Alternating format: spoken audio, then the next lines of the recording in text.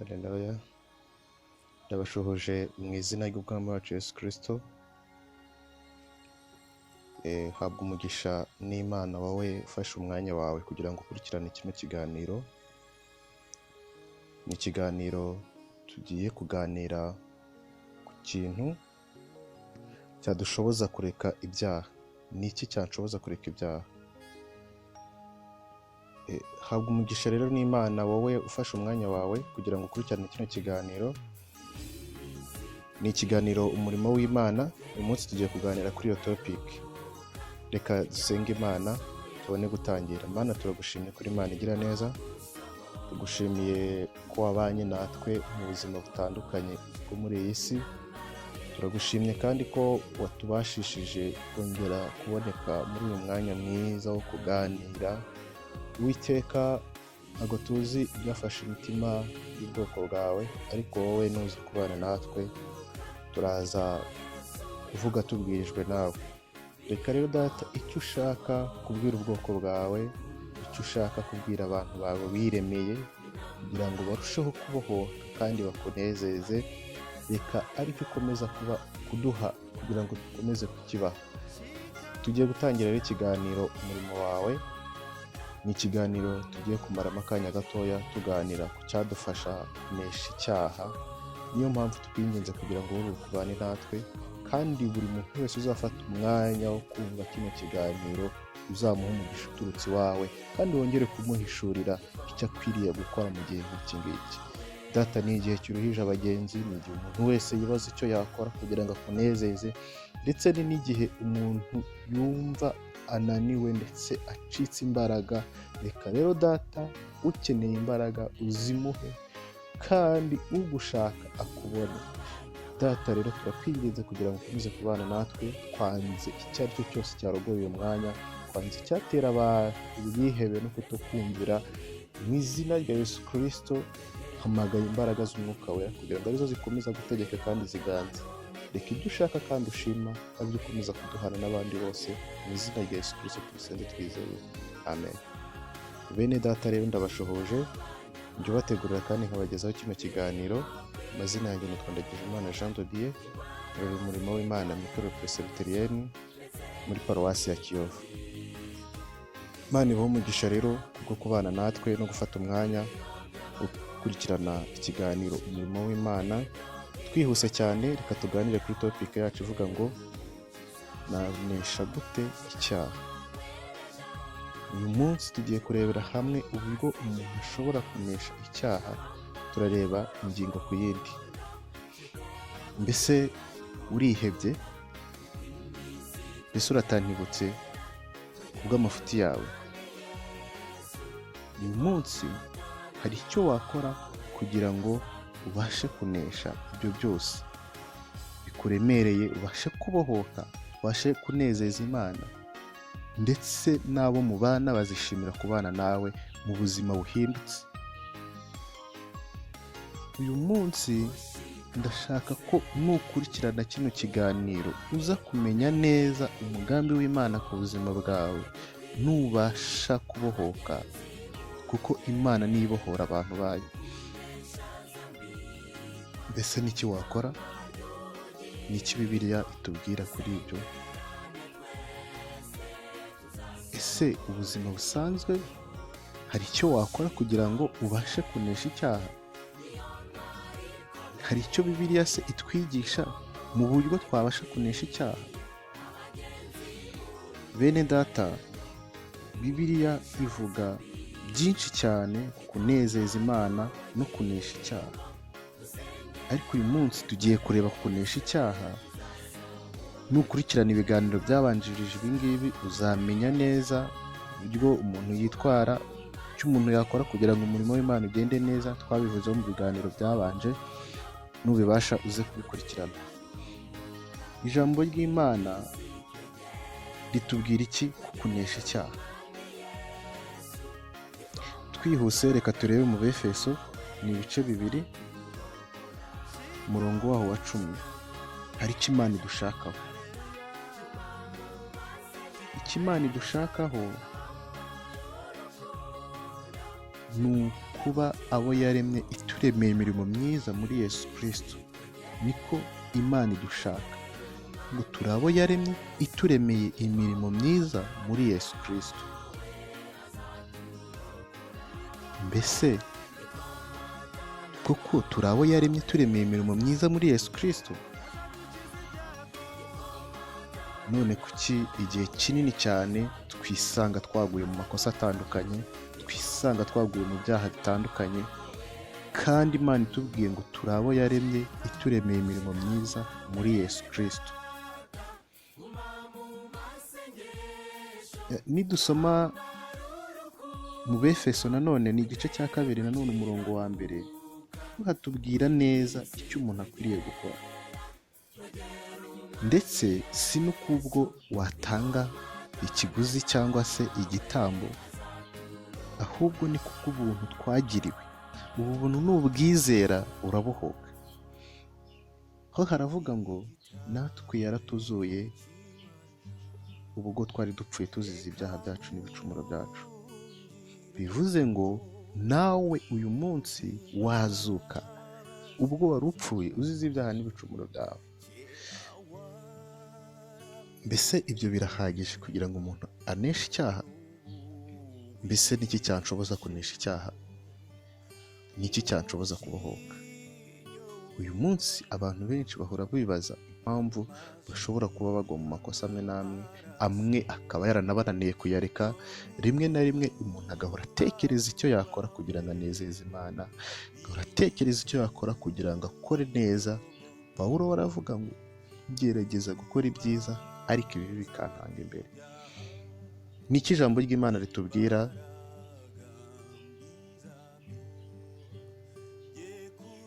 Ku cyo twakora kugira ngo tubashe kunesha icyaha. Bibiliya ijambo ry'Imana, ijambo ry'Imana riratubwira mu Baheburayo ni ibice 12 umurongo waho 14, havuga neza ngo mugire umwete wo kubana n'abantu bose amahoro n'uwo kwezwa, kuko utejejwe atazaragwa ubwami bw'Imana. Ikintu cya mbere usabwa ni ukubana n'abantu bose amahoro n'uwo kwezwa.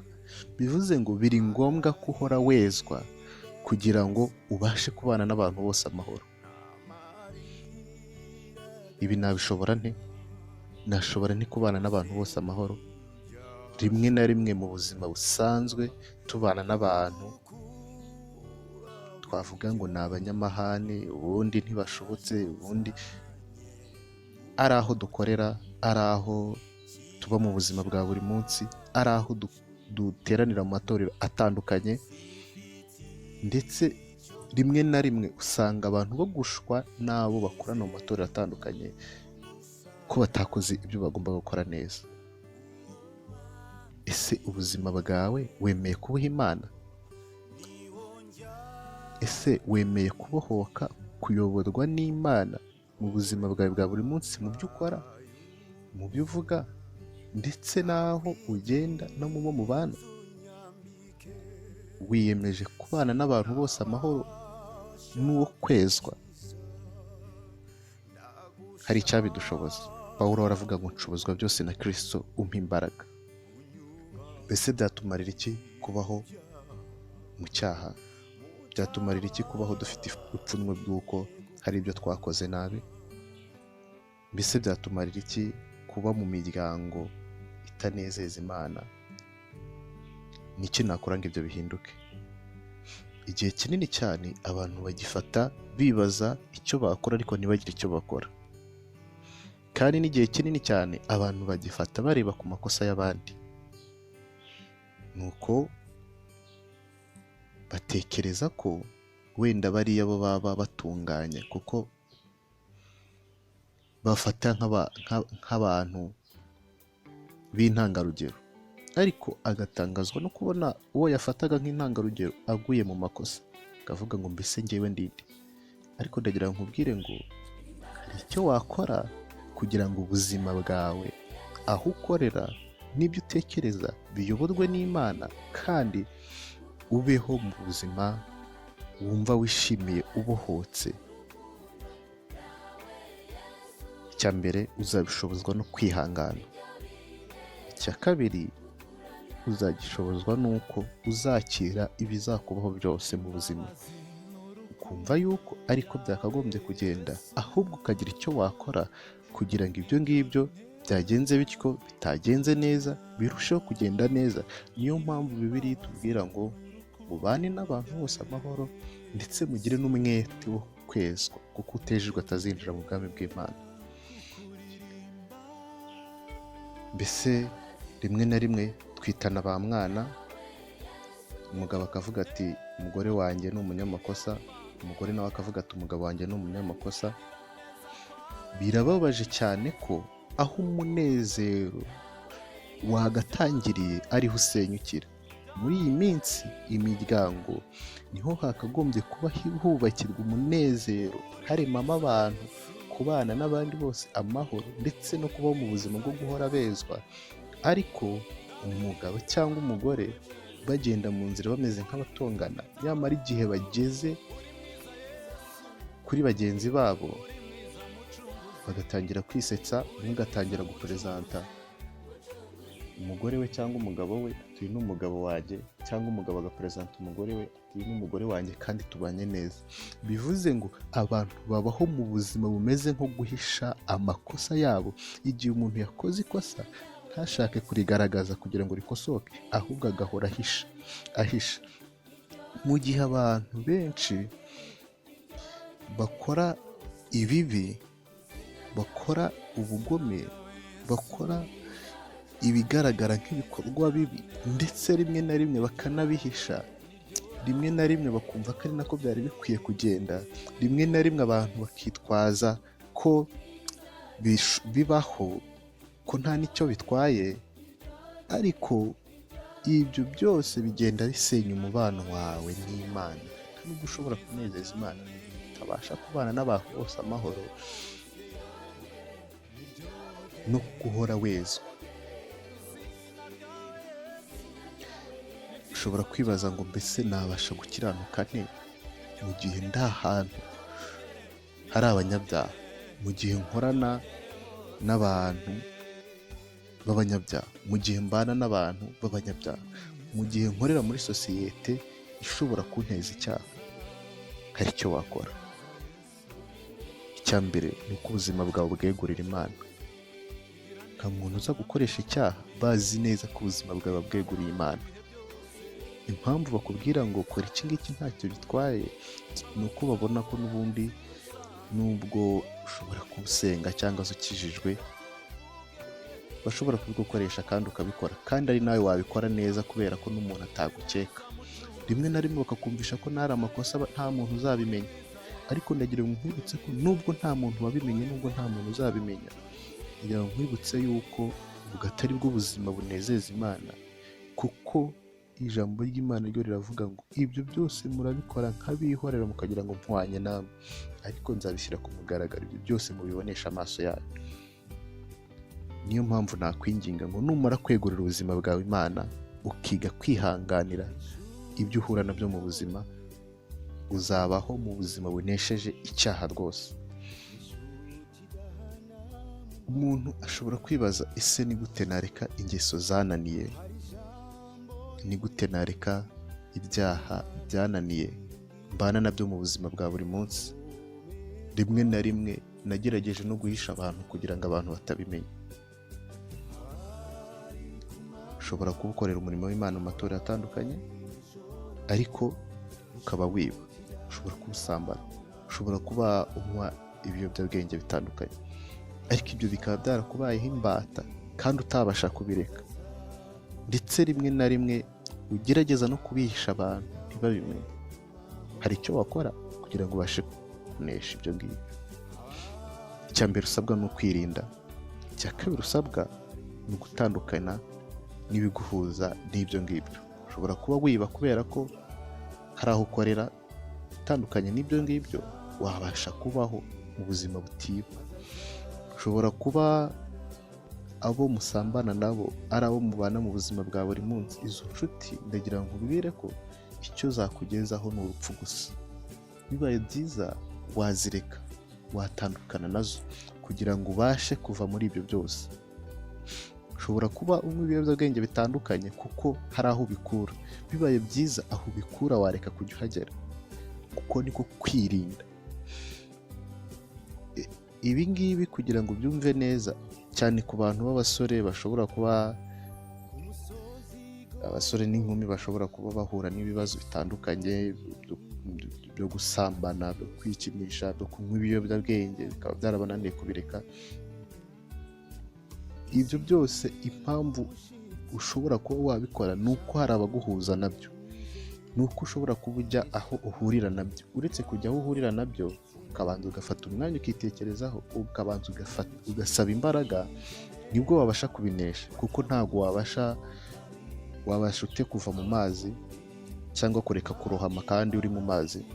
Bivuze ngo iyo utazi koga uri mu mazi, byanze bikunze uri bwarohame, ukeneye kurohora. Nta wundi wakurohora uretse Yesu Kristo wenyine, uretse Yesu Kristo wenyine. Hari ubuzima bunezeza Imana.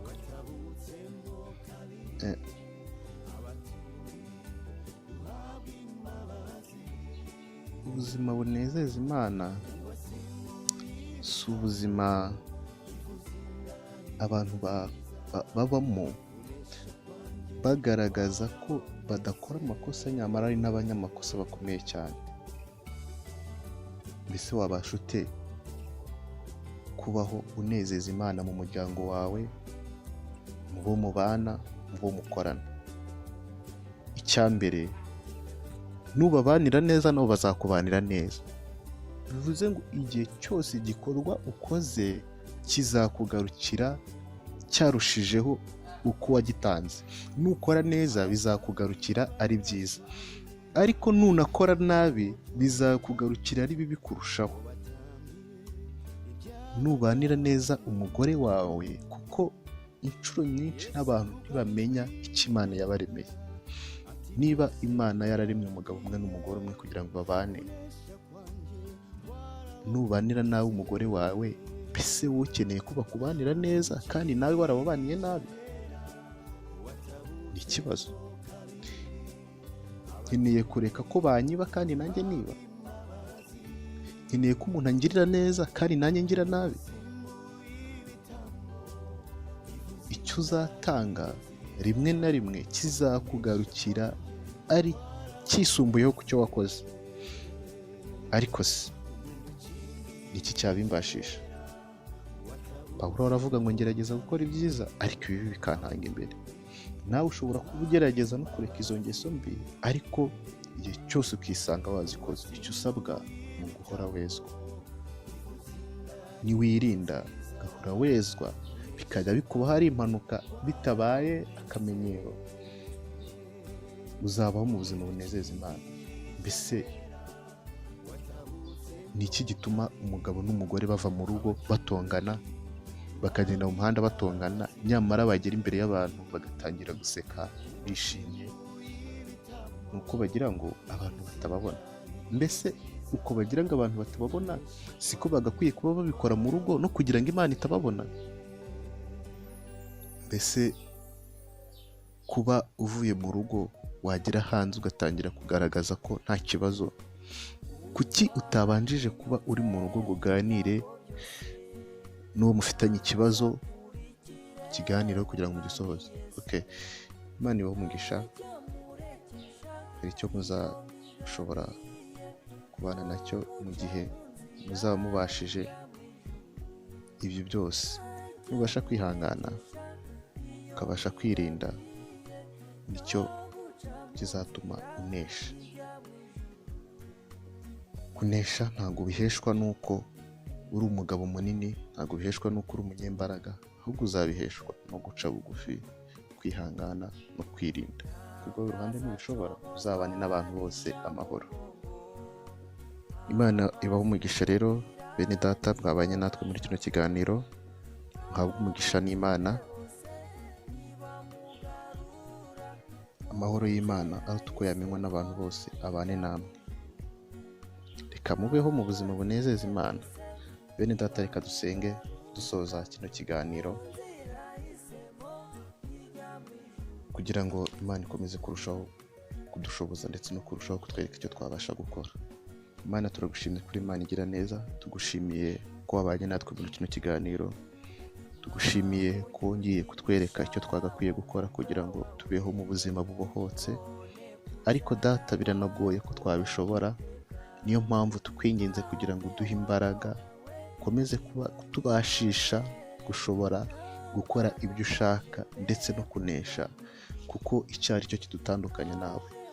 Niyo mpamvu rero nkwemereye kugira ngo buri umwe wese uko agushaka ariko kubona, kandi data kuko uzi ibyafashe imitima yacu, reka ibyo ushaka kandi ushima ari byo bikomeza kubana natwe. Icyo twanze rero ni imbaraga zose zaza kurogoya ijambo ryawe, zaza kudutesha inzira yawe, zaza kudutesha icyemezo twaba twafashe. Ariko reka buri umwe wese ube mu ruhande rwe kandi ukomeze kumwambika imbaraga. Reka